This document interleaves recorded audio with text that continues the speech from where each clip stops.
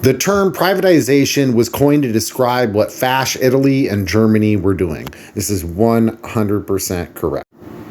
And that's exactly it. Although fascists have used revolutionary and anti-capitalist rhetoric, they never follow through. They do not actually threaten the capitalists. They do not threaten the industrialists. And that's why they are always funded and supported by capitalists. Privatization was coined in English descriptions of the German experience in the mid-1930s. In the early 20th century, many European economies featured state ownership of vital sectors. Reprivatization marked Adolf's regime efforts to denationalize sectors of the German economy.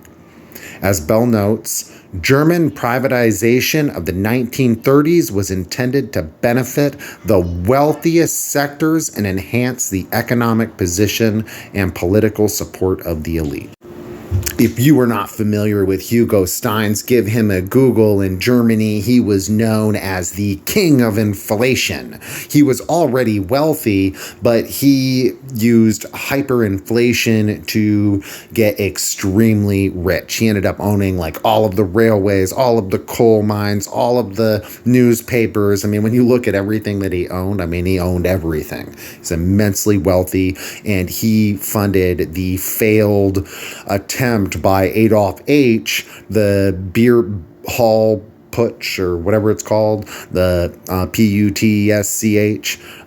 It was the attempt by Hitler and his crew to have a coup in Germany, and it failed. Well, it was financed by this fella. He also financed the anti-Bolshevik League and a whole bunch of groups that were, their name was anti-Bolshevik in their name, and anti-communist organizations.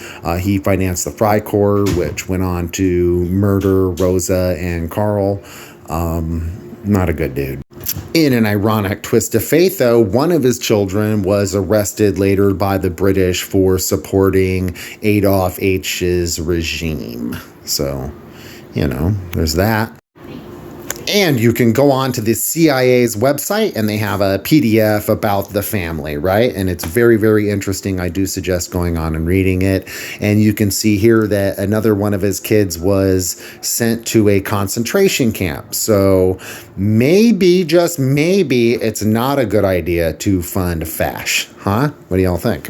Yes? No? Either way, yes, privatization leads you back to Adolf H's, folks.